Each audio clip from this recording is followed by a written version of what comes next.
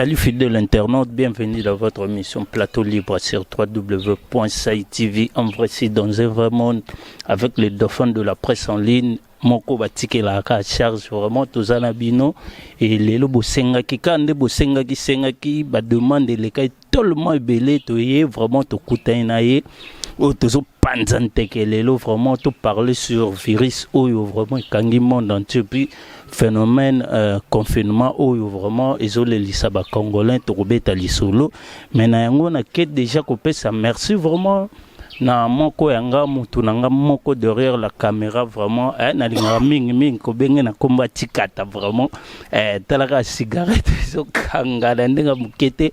Mon ami, merci pour votre service et puis à mon boss André Sozino Ilunga Papa Malamu, vraiment merci na opportunité puis confiance kaka zo PCP à nos abonnés fidèles ya Katia TV vraiment bozala zala kara ndenge bo mesana tozana bino puis à tous les internautes au balandara biso vraiment on a nous va s'abonner te beau s'abonner déjà pour les dauphins de la presse yo moko alukela bino vraiment ba information et puis akenda ka derrière ba message na bino toza déjà na prophète ngefa vraiment au tozo solo ane par rapport ya virus et puis confinement lelo vraiment na lingi akota makambe belé te to lobana nous et comment le blanc ba traiter biso basa la vaccin na bango biso nde ba ya test pas na biso na ebité sur les alrabongo to mekana ko solo anaye. Bonjour prophète.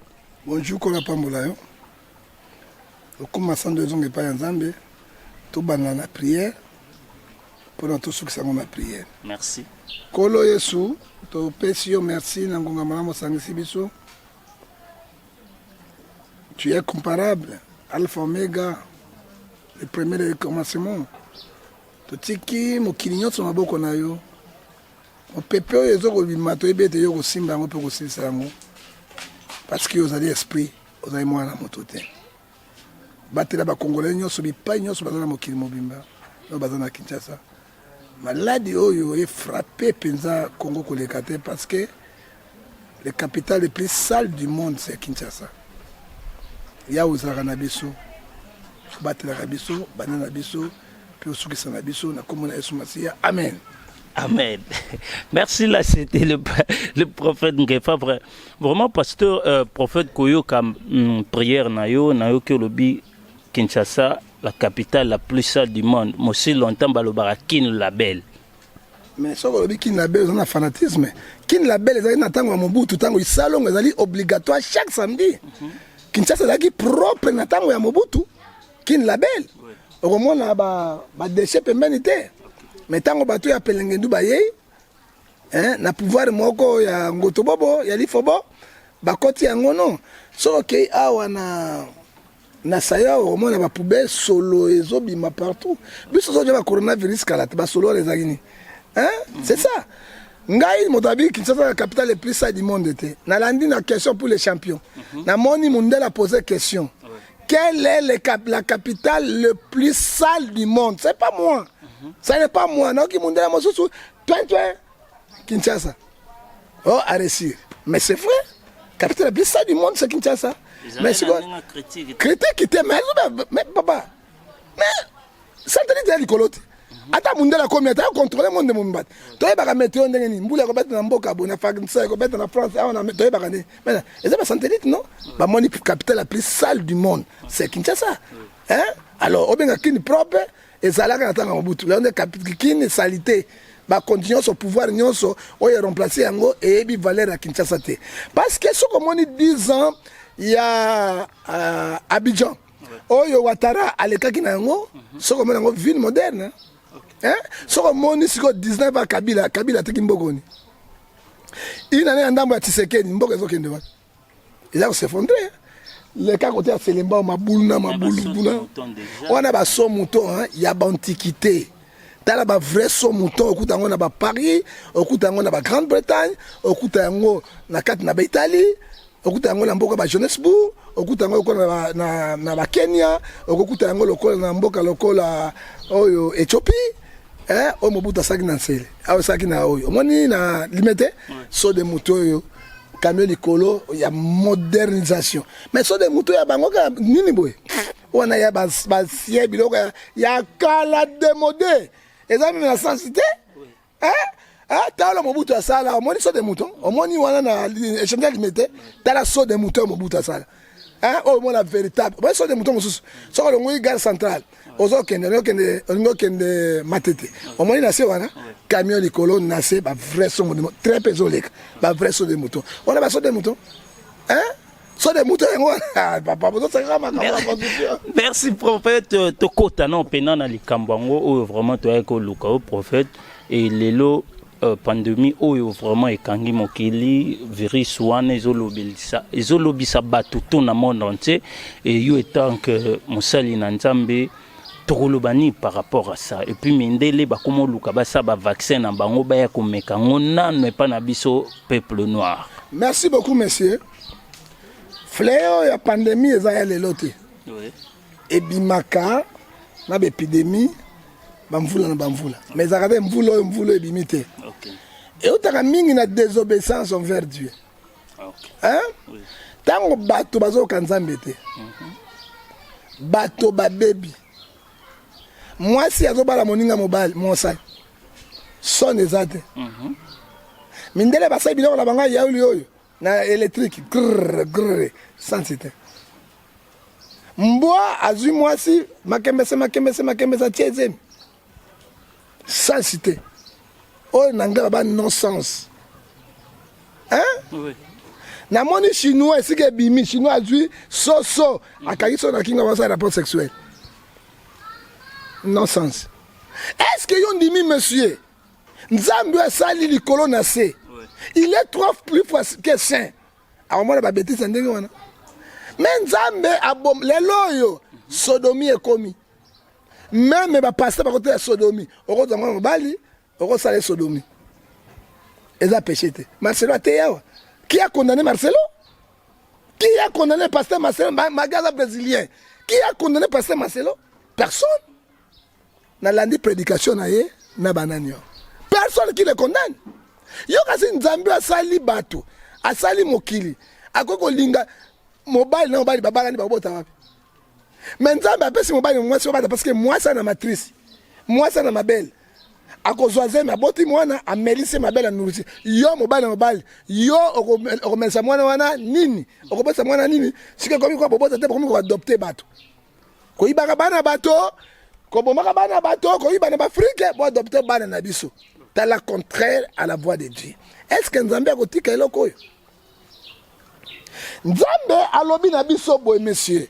Nakotanga na mokana na Nzambe parce que il faut Bible ezala protection na biso ezala lumière na biso. OK. Deutéronome.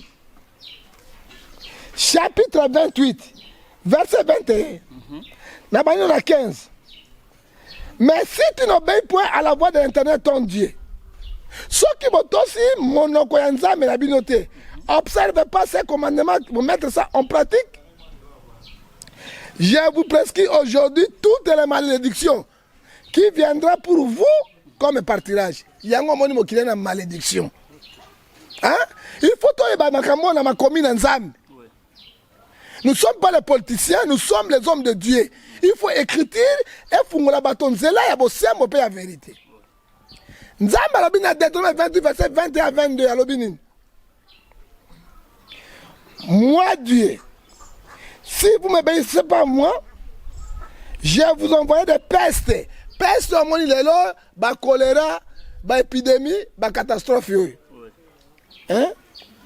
Jusqu'à vous consommez tous les pays dont vous entrez dans les possessions.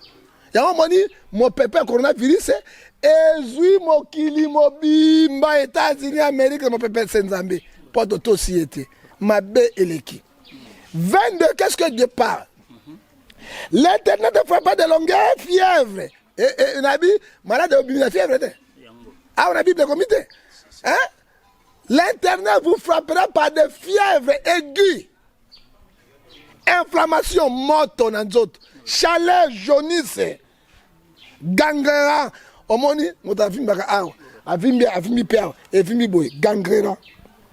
Qu'il vous poursuivra jusqu'à vous périsse. Combien de morts aujourd'hui dans le monde? La parole de Dieu confirme. Combien de morts aujourd'hui? Les Blancs sont capables, les Mexicains sont capables. Et les Kélibango, qu'est-ce qu'on pourrait faire? Hein? Pourquoi? Mabé écoute. Matthieu 24, verset 16, 7.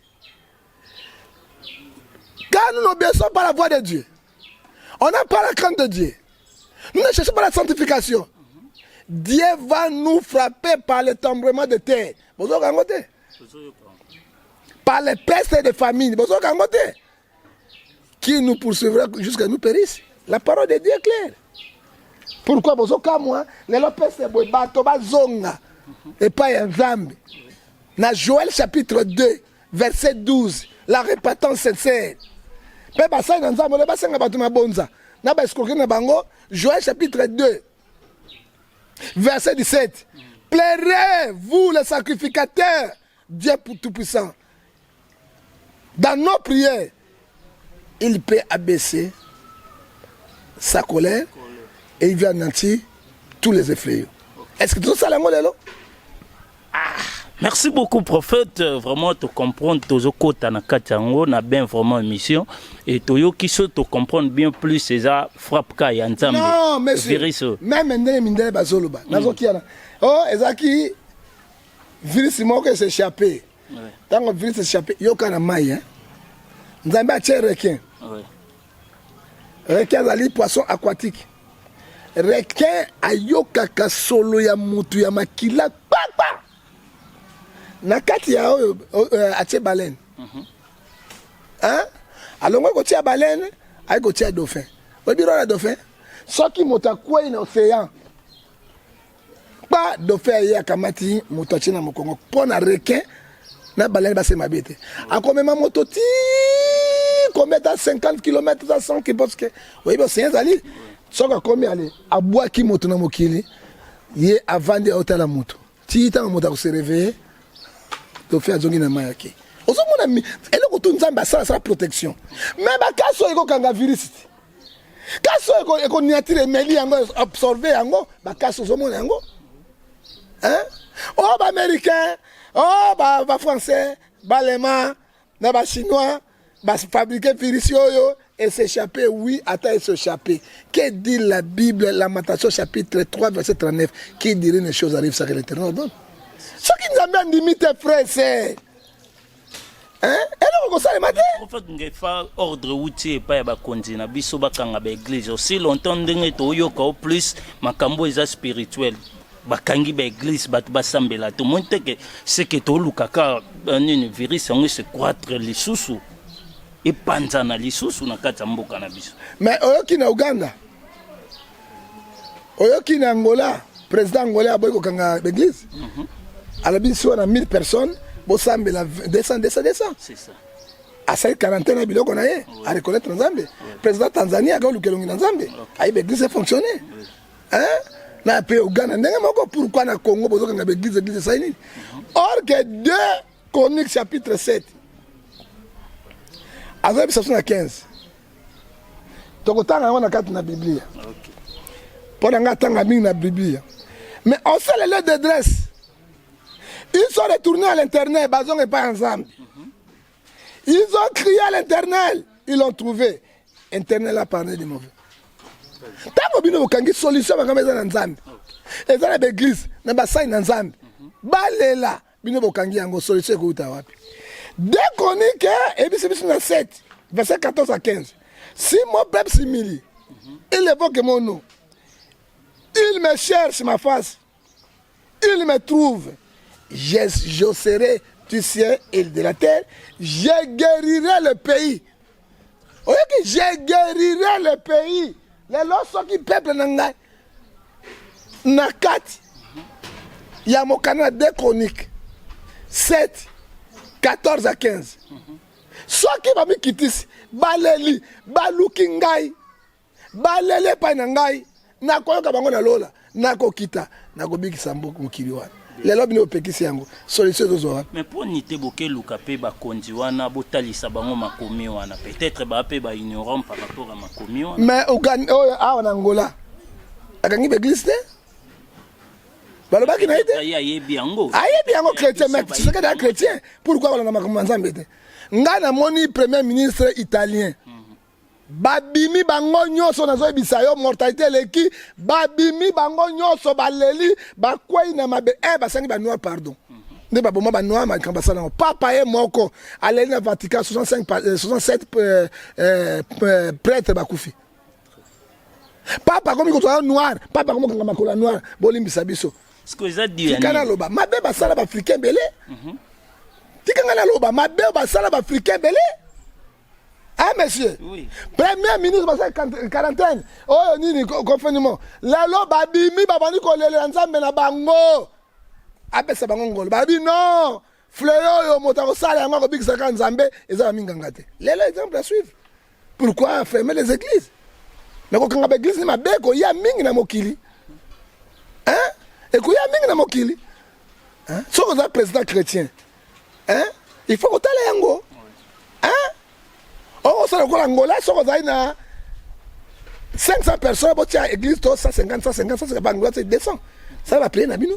Église pas moins de 200, mais bon ça va mettre un mètre, bon de l'ensemble. Hein? Parce que mon chrétien solo, natango à Koluke l'Onganza, mon président tanzanien. Hein? Mais les lois ils peuvent l'église. Est-ce que puis ça va aussi conséquences des années? Parce que Macron dit mon c'est un franc-maçon. Vous comptez pas franc-maçon? Il y a mon dans le monde. Hein? Les païnaïs, ils ont frappé. Ah, mais voilà. Merci beaucoup, prophète Ngefa, Tozo Poussana, Tozo Koba, prophète. Tant aux olobake, comme Fouka Melaba noir. Nazo comprendre. Noir a une solution malade. Non, expliquez-moi. Non. Noir, Mundele. Ouais. Même à Bali noir. Ouais. À comment on est un nègre. Ata yo moïne de bali mundele bête les finaliste sur la passe va ta nègre ok et ça quoi nini et ça quoi race moko inférieur et ça bis to mona ba pigme minde ba mona so ba pigme ok ba vrai pigme de ba chinois na bende ok ba vrai pigme ta la face pigme ya chinois ana bogale de ya ma chinois bogale hein ok ba vrai pigme de bango. Malgré la technologie, ils ont évolué, ils ont passé par Ngol. Les Chinois comme une valeur. Les Noirs peuvent ça l'effort. Pourquoi les Chinois peuvent passer nos valeurs? Pourquoi il faut que les Noirs? Vous avez combien de Noirs immigrés en Europe, Beta, Mamasasi, Bazina, et Balibakoufou Bakende? Les États-Unis d'Amérique, ils ont les policiers, ils ont les Noirs américains. Hein? Même nous, le président, on a dit qu'il sans valeur. Hein? Oui. Est-ce que vous comprenez? Non, avec sans valeur. Pourquoi vous avez dit que quand on a un Zambé Kiti, ma bébé sala va noir, va créature en Zambé. Nzambe mutasali bango, malgré Cham, père de noir, à mon avis, mutakala papa na ye, mais Cham a dit mundele. Hein? Nous avons besoin de répétance. Hein? So y a un saban. Yango moni ba médecin qui ben. Ba intervention Italie. Mundela zaketa mon côté. Ouais ba tini nango. Ba noir bon okufa kuna. To la tini na binote. Mais Nzambe a son au contraire, ba médecin qui ben comme na kisi na bango ba neutraliser ce ko épidémie. Mortalité za soutien ndenge za kité ezo kita et puis contamination et kangami. Grâce na ba noir. Bon Nzambe a prouvé bango. Moi, je suis dans la salle, malgré, alors faut que je sois d'accord na ye, mais tu es dans la carte de bango. Oui, bien là, on est dans la salle à biso. Tu as la valeur du pain, mais ça l'était. Si tu respecteras ton bango, sur le moment, il y a 4 continents, il y a 5 continents. Continent d'Afrique, Afrique, Angozali, Maghreb, Afrique centrale, des noirs, des bazali, nous sommes mindele. Hein? So bangi basi ça sur noir. Si quoi pour vous sengena nangote, ça rabino moi nyomi. Pour ça rabino moi nyomi. Bon donc, pour on a besoin nangote. C'est ça. Paraît-il, Bill Gates a sali ba kisi balingi bayana ko sali sei nango en Afrique. Tango étant qu'africain, koyoka message à bongo puis moi ciné à la qui contre ngo a préféré kuta divorcer.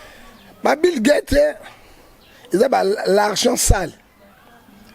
Moto a créé qui sida, c'était Bill Gates. Vu ça sida. OK. Et à sali yango avec ça le vaccin pour pas contaminer les Africains. Po ba ki sida na kisi moko te. Soko moi na Kenya to ya sida. Na Uganda, na Est ya Congo. Dans l'Afrique du Sud. Hein? Et belé. Bazé ko injecter yango. Même en Angola. Bazé ko injecter yango parce que so ba injecter ko kufa ki sezade. Pour aller ba noir et 60 ba exterminer ba. Nzambe na mawana ba musu ba injecter sima musu simbate. Au moins en Afrique, ba mortalité ezalaka ebele. Moi c'est Bill Gates ayeba ki makambo wana. Ebola toujours Bill Gates. Moi c'est ba ordinateur Bill Gates. Ozomona na ebiso nzamba kotika Bill Gates na vie, je ne sais pas. Amoni épidémie continue mboka. Bato baso kufa. Aiko sala vaccin ya corona. Vaccin yango na tuni Bill Gates. Biso na Afrique tona ba mortalité ko abinote. Obanyango na Espagne te ponani. Même en Amérique sika ibande kono baza ebele ba américain, on bazali contaminé ebele. O pesi bango vaccin wana kuna te pona nini? O pesi ni Italie te pona nini? Na France te pona nini? Na Grande-Bretagne te pona nini? Na ba Chinois te pona nini?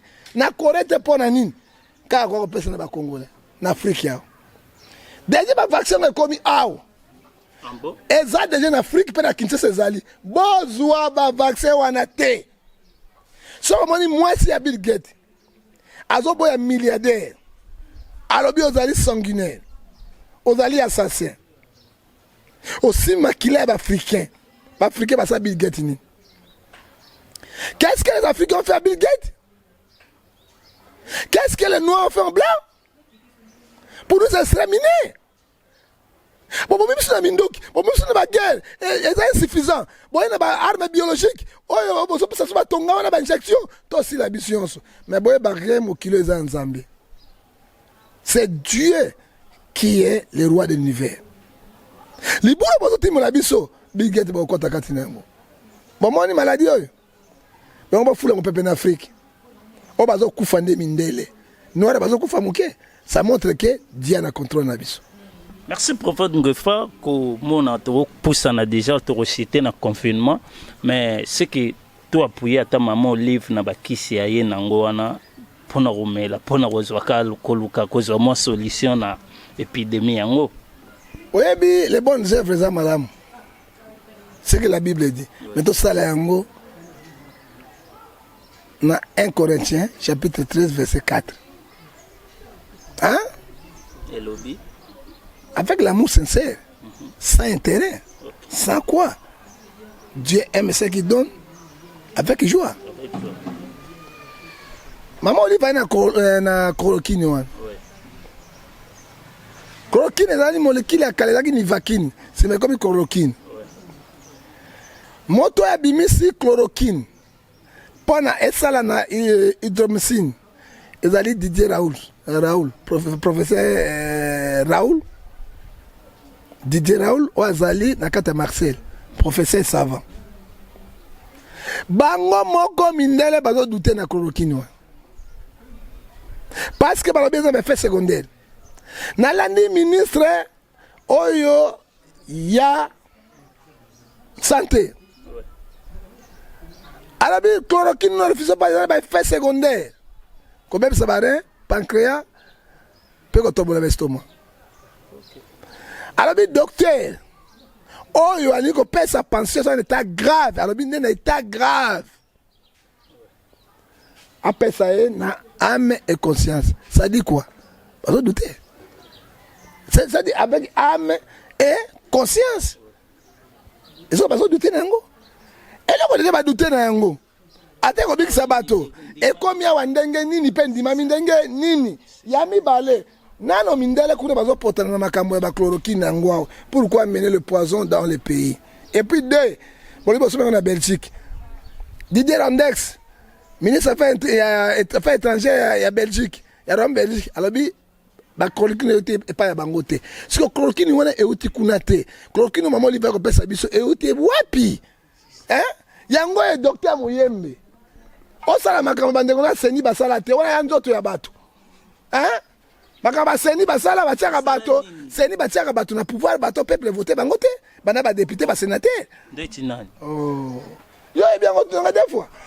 Hein? Osala yango te. Batsanani au peuple. En 2006, c'était 2018. Nana pour ta président pénal normal. 2006, tu as joué qui hein? Bemba, tu es président. Baté Kabila. 2011. Ouais, Zoguina, tu serais des périodes. Kabila zone de sous. 2018, Zoguina, il faut y tu serais d'accord na kati. Faut dire la vérité. Il faut dire la vérité. Tobanga Nzambe. Ouais, c'est mi qu'on a c'est. L'outrage avec les chefs de coronavirus, c'est ça. Zoro meki aussi la famille mon coronavirus. OK? La vérité yo. Nazo ebisayo bo sembo na bo Nzambe azo yeba. On azo ebisayo. Nazo ngeli susu. Moyembe docteur professeur. A me conscience na yo. O sala biso makambo bato aseni basaki biso te. 2006 modazo nani? Bembati. Kabila ina minduki bamenga shula ram. 2011, oh Zoguina, tu te le père. Kabila isu shula ram na minduki akei. 2018 fallait l'autre. Kabila ya ju tsike de kota na alliance oyo bazo sala katna mboka ezotambola te. Yango docteur Moyembe. Tango chloroquine uti poto. Soit disons basango na poto et uti na bani na mbalashi ya Belgique. Royaume Belgique e wangani yango. Siko chloroquine wana uti wa poison to poison te. Moi je ne suis pas pharmacien, je ne suis pas biologien, nazali nanité mais nana douti na yango. Et uti mboka nini? Parce que étiquette et salemi awa balobi Belgique. Belgique lobi biso to yebi yango etu yango te. Siko maman li faju yango. Hein? C'est maintenant conscience du docteur Mouyembe. Et ça la corps et âme. Alors on explique à toi Seni, et le président Seni, à mon là Congolais ba bande konaye. Est-ce que les gens vont utiliser ça ou bien ne peuvent pas utiliser ça? Hein? Et ça le quoi là créer et enfer, peut la créer paradis aussi bien au fond la clé. C'est ça. Il y a un moment où ils vont douter parce que bango en Europe, ils vont douter yango. Ba grand professeur, ba grand chercheur, ba vont douter na yango. Hein? Mais quand les biso déjà awa. Et puis si bato boni, peut sali bato boni, question na yango. Merci beaucoup là c'est le prophète qui face en engage que lui le propos. Et engagé na yo so mais to kino kufa na. Merci vraiment Tozo Koba vraiment tout ça makambo moko en âme et conscience tout lingate tout boma. Mais li moya batu na intérêt personnel vraiment et ça la bien. On a laboratoire. Ba étudier molécule wana. C'est ça. Ah ba ça ba comprimer la fufu. Hein? Na mwana kiti mo maki awa to bale ko somba yango awa ibikapite comme na ngoni nya. Remi qui soit jaune to bale somba yango comme na ngoni. Antibiotique. To mela ngo mingi aso di malaria comme. Hein? Amoxicilline. Oyebi ke bakanga ba amoxicilline ba tse fufu pendo to liaka pembe ba tsi ba tse boite ba tekela bato. Ah on a qui ça? Fufu ya fufu. Oyebi yango nalobi ça un organe monté ko landela. C'est ça. OCC plus Moyembe. OCC yene spécialiste makamaza Moyembe. Hein? Ba bakanga yango awo basaka bandako bato na Kingabwa. Basala kayango basomi ba nini yango wana ba tse fufu bakangi fufu bakangi fufu bakangi. Bakana ko découvrir yango. Eza mamami na Congo. Merci beaucoup vraiment prophète Tokomo Kende toujours cité to parler un peu sur confinement et gouvernement d'abord président de la République annoncé qu'il va règlement to appelé ça qui va règlement par rapport à virus et puis gouverneur il y a ville makambo ya confinement annoncé 4 jours to va na bandaku et à la veille ba tout d'abord ba kenanu ba bundi na bazandu ba défi ba mbongo ba nini et 24 heures avant ba iko enlever mesures wana et d'abord tango yoka kiango et puis ba confiner ba église tout en tant que prophète. Moi je n'ai pas beaucoup à dire bango na nzambe na bango au sein la quarantaine na bato faut mon état ya bato ba vivre la ndenge na mboko yo.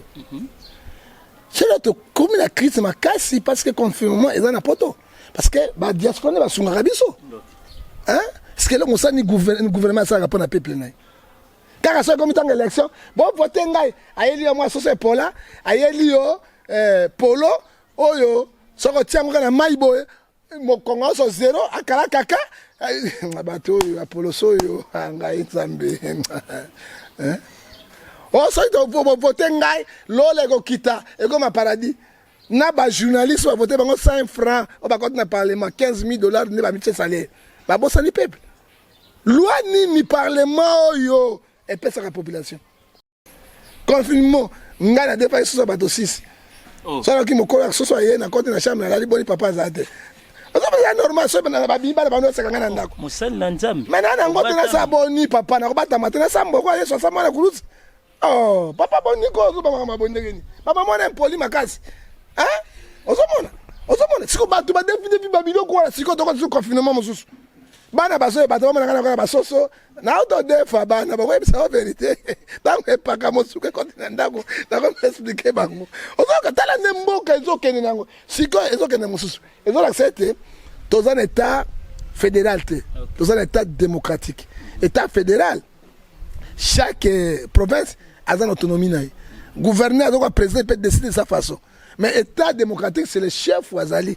a contrôler tout on va ça émancipation de pouvoir on va reconnaître Tshisekedi ozomona ne biso batocheye hein ozomona boti aye na ko boti était c'est lui le chef c'est lui le chef à la signature asuka ozomona nde alongola kiango na okili susu moyembe awo na okiango na RFI toke ne masuna 14 jours alingaka tia Gombe po eza plus touché na okio tozoluka moyen to sala yango ville Kinshasa momba moyembe mboko yoko yati hein les États-Unis pillage bandi hein les États-Unis pillage bandi mais Kinshasa appelle la moto hein gouvernement prévoir hein to yango ya mortalité bozo ba infectozo mona yango na misote na mindele tozo mona to ebi malade ezali meto mona na misote mindele bazo na sa microonce oya bango ezo mata to mona hein mesure ni gouvernement azui yango sanitaire mesure ni azui pona ko soulager peuple va inanda o vansi batonda basala kate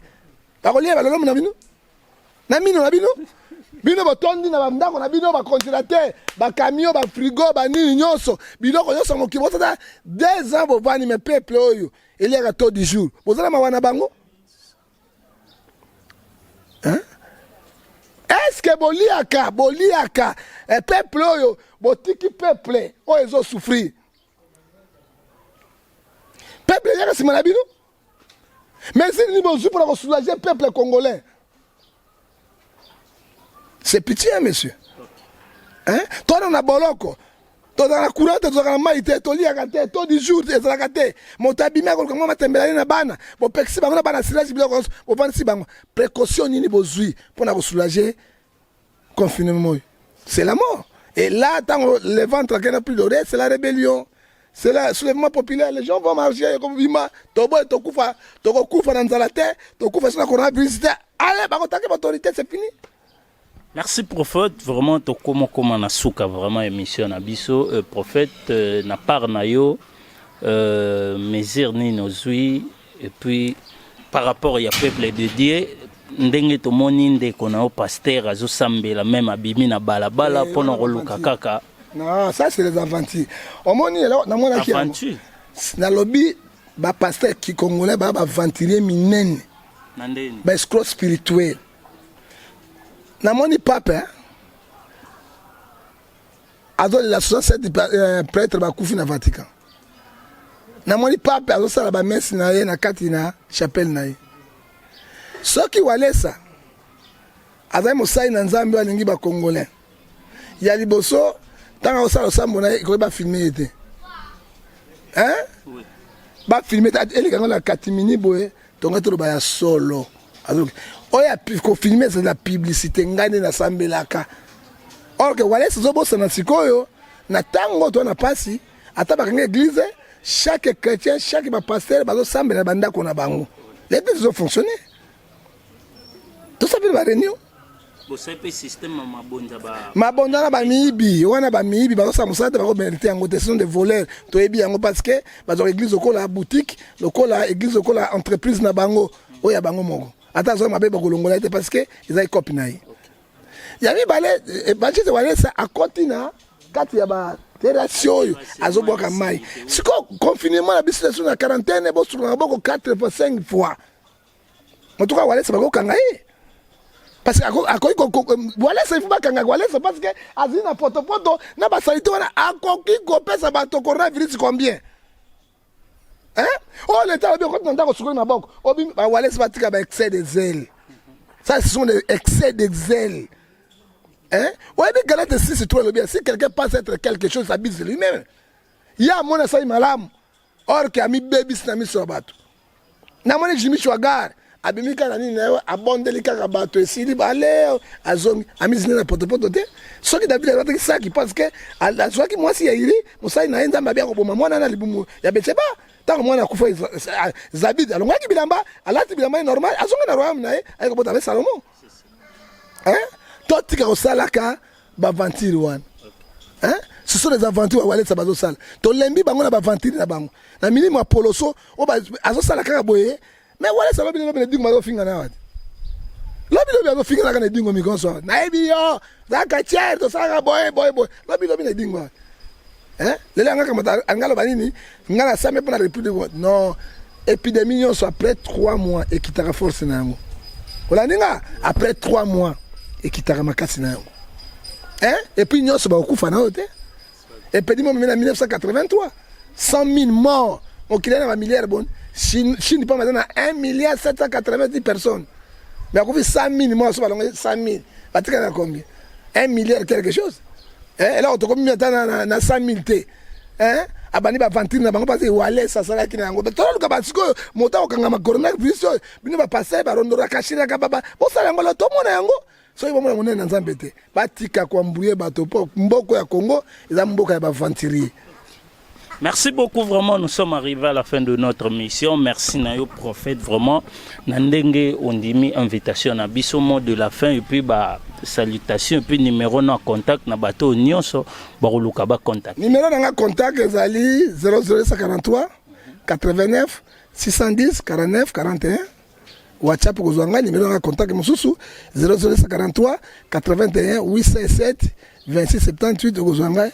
Numéro dans la contact mususu privé 099 99 49 237 pona mbote na pesi kaka mbote na mfumo ya bwala na Londres na Grande-Bretagne yende makambo yende simi bendele donc so na Grande-Bretagne wana ba mfumo ya bao o ba benge mfumo penawe ya bao ezande bango wana basimbi Londres na kati Angola na France Joana na comprendre te abali na France metana abolingo bandeko naye siko André Sozinyongo o bangi ilunga as un ordinateur moko boy alambi soso fufu madesu biloko yonso siko na boka to na soyo abetika soyo ezo mela na njungu ba André Sozi yo bine ole kisaka na basi mbote na ngaso na papinge fa ye azali na kati na zirike wabengi prophète de la SAP